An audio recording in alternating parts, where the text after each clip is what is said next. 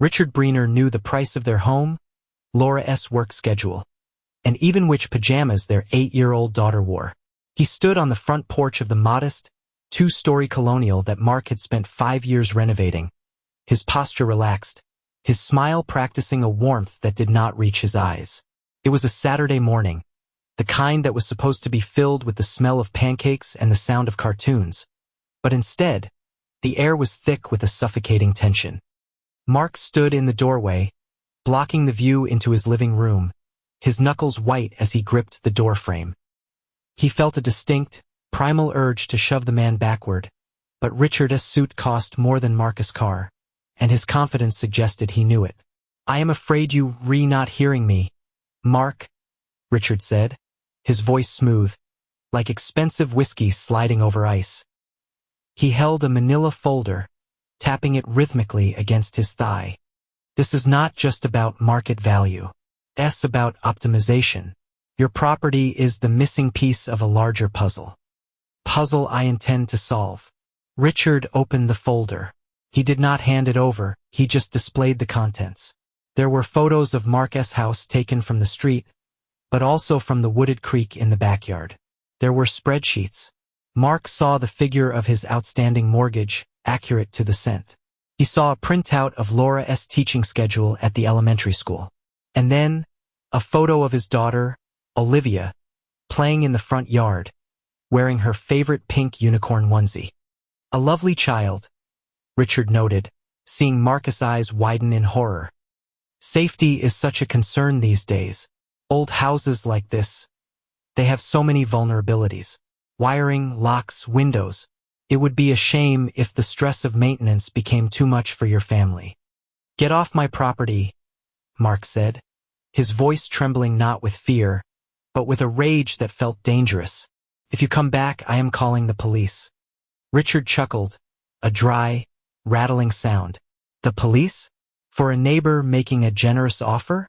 I am offering you 50% over market value, Mark. That clears your credit card debt from last year. Pays for your wife's car. Secures your future. All you have to do is leave. This is our home," Mark spat out. "We are not selling. Not to you. Not ever." Richard closed the folder with a sharp snap. The mask of friendliness evaporated, replaced by a cold, reptilian stare. "Attachments are heavy, Mark. They drag you down. I am a patient man, but I am on a schedule. You have a choice. You can take the money and leave with dignity, or you can learn that ownership is just a piece of paper that can be burned." Richard turned and walked away, his shoes clicking on the pavement.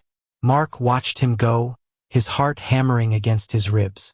He slammed the door and locked it, then immediately threw the deadbolt.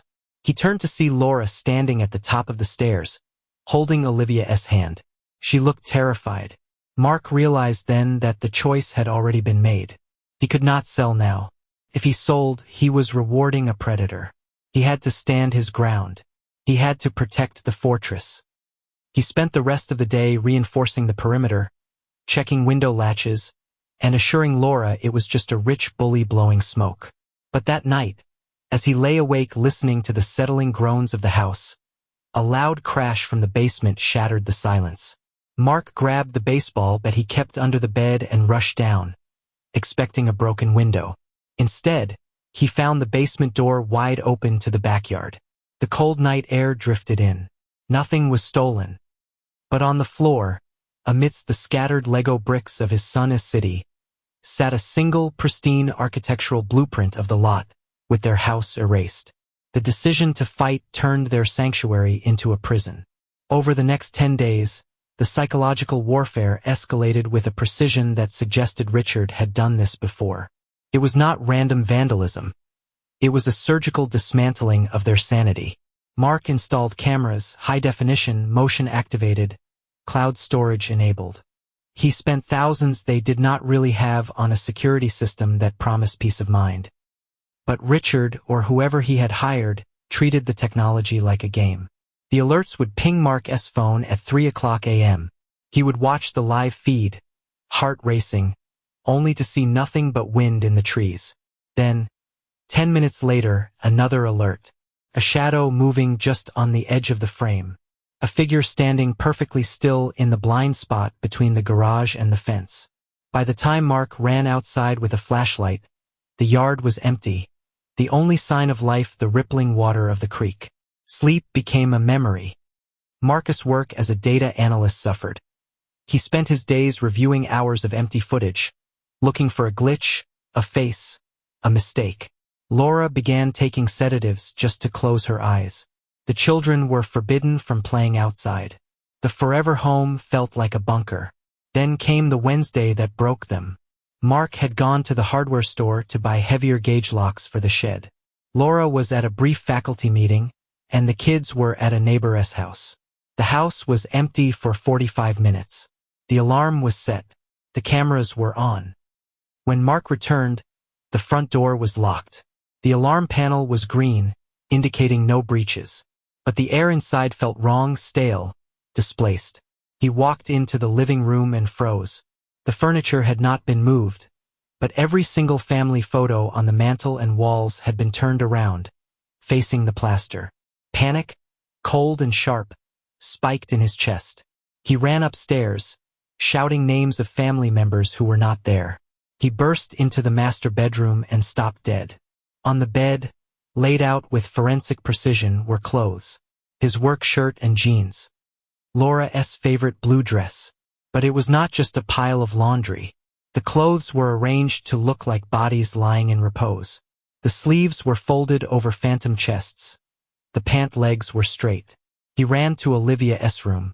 There, on her small twin bed, lay the pink unicorn pajamas. The empty arms were crossed over the chest. Where the head should have been, there was a printed screenshot from Zillow showing the sold status of their home from 5 years ago. Mark backed out of the room, bile rising in his throat. The message was clear. I can get to you. Walls do not matter. Locks do not matter. I can reach your children while they sleep. He called the police again. The officers were polite but dismissed the incident as a civil dispute, or perhaps a prank, noting there were no signs of forced entry. Maybe one of you forgot to lock a window, they suggested, eyeing Marcus' frantic state with suspicion. That evening, a storm rolled in. The wind howled, battering the siding. Suddenly, the power died. The house plunged into absolute darkness. Mark scrambled for the flashlights, but before he could turn them on, he looked out the window. The entire neighborhood was black, except for one house. 3 doors down, Richard's mansion blazed with light. Every window was illuminated, a golden beacon in the storm. It was a display of dominance. I have power. You have nothing. In the silence of the blackout, a noise came from the kitchen. Not a crash, but the soft, deliberate sound of paper sliding across a table. Mark shined his beam into the kitchen. The back door was locked. The windows were intact. But on the center of the kitchen island sat a heavy, cream-colored envelope. Mark opened it with shaking hands.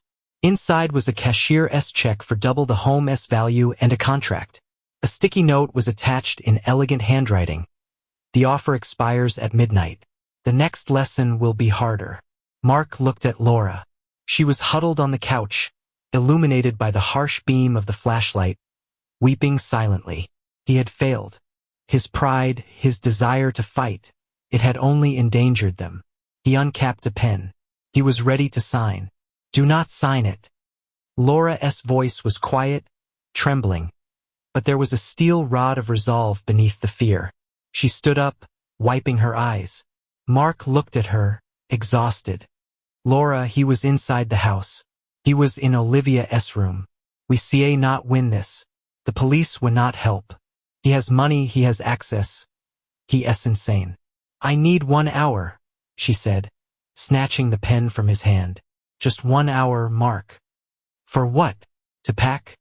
To think, she said, and retreated into the dining room with her laptop, tethering it to her phone's data connection since the Wi-Fi was down. Mark paced the living room, gripping the baseball bat, watching the rain lash against the windows. He watched Richard's glowing house, imagining the man standing there with a glass of wine, laughing at his ant farm. Mark felt a surge of desperate aggression. He decided he would go over there. He would smash those glowing windows. He would end this physically if he could not end it legally. He was putting on his boots when the phone rang. It was not Richard. It was the police, specifically a detective Mark had pestered for days. "Mr. Henderson." The detective sounded tired. "We looked into your harassment complaints regarding Mr. Breener." "And?" Mark asked, hope flaring. "Did you find the footage? Did you find prints?" "We found that you in violation of city codes," the detective said flatly. "Mr.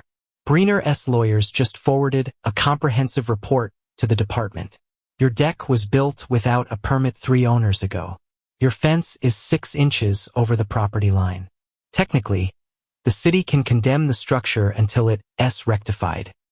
If you do not settle this dispute, you looking at tens of thousands in fines and demolition orders. We see not help you, son. You fighting a war with a tank using a slingshot." The line went dead. Mark dropped the phone. It was the trap. Richard had baited him into fighting, knowing he had the legal leverage to crush the house anyway. The check on the table was not a gift. It was mercy. If Mark did not sign, Richard would use the city to bulldoze the house, and they would get nothing. Mark walked into the dining room, defeated. "Laura, it's over. He's going to condemn the house. We have to sign." Laura did not look up. Her face was illuminated by the blue light of the screen. She was typing furiously, her eyes darting between 3 different open windows. "He's not buying the house for the land, Mark. He's not expanding his estate." "What?" "I looked at the LLC on the contract," she said, her voice gaining speed. "That's not his personal trust. That's a shell company. I traced the registration. It links back to a holdings group in Singapore. Then I searched Richard's name not in real estate, but in litigation records in other states." She turned the laptop around. "He's done this before. In Oregon. In Arizona.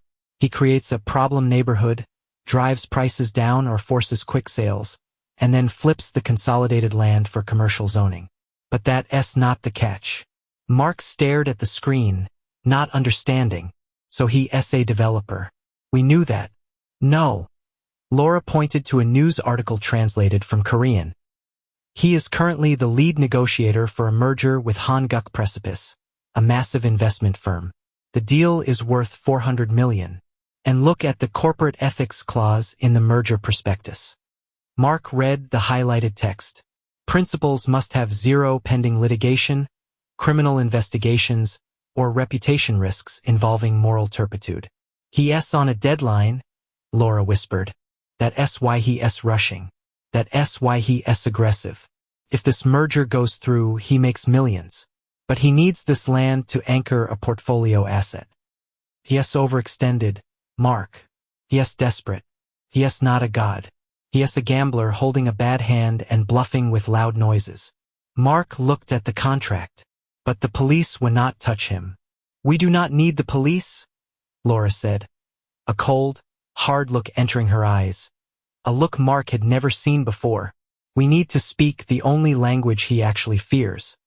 The morning sun rose over a neighborhood that looked deceptively peaceful. The storm had passed.